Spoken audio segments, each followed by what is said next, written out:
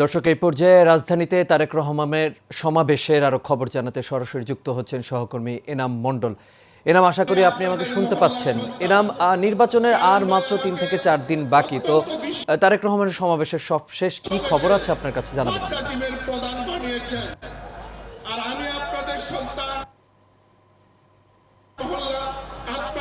এনাম, আশা করি আপনি আমাকে শুনতে পাচ্ছেন। রাজ, ঢাকা 11 আসনের প্রচারণার এখানে ছাতারকুলের স্বদেশ প্রপার্টির এই মাঠে থেকে আমি সরাসরি আজকে বিএনপির চেয়ারপারসন জনাব তারেক রহমান 4টি জায়গায় সমাবেশের 3টি সমাবেশ শেষ করে সর্বশেষ সমাবেশ নির্বাচনী প্রচারণার এইখান থেকে জনাব পরিচয় করিয়ে দিই। এখনো পর্যন্ত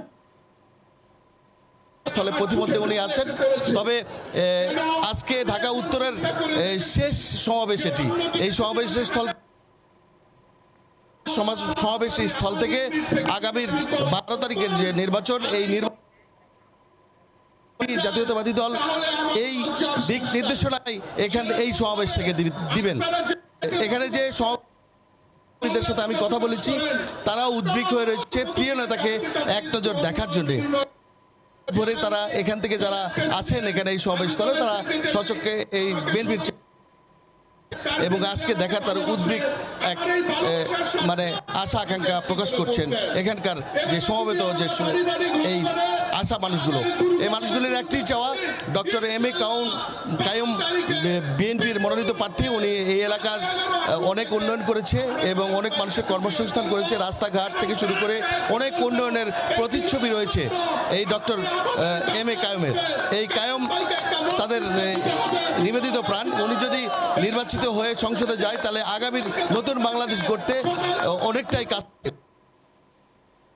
সে সহায়তা হবে এবং সবসময় অসহায় মানুষদের পাশে এইখানকার বিএনপির যে 11 যে মনোনীত এই প্রত্যাশায় এখানকার সভাপতি আমি এমনটাই জানতে পেরেছি। এবং 12 তারিখ এবং ভোট গণনা শেষ না করে তারা বাড়িতে ফিরবে না, এমনটাই প্রত্যাশা তাদের কাছে আমি জানতে পেরেছি। রাজ, এই ছিল আমার কাছে সর্বশেষ পরিস্থিতি।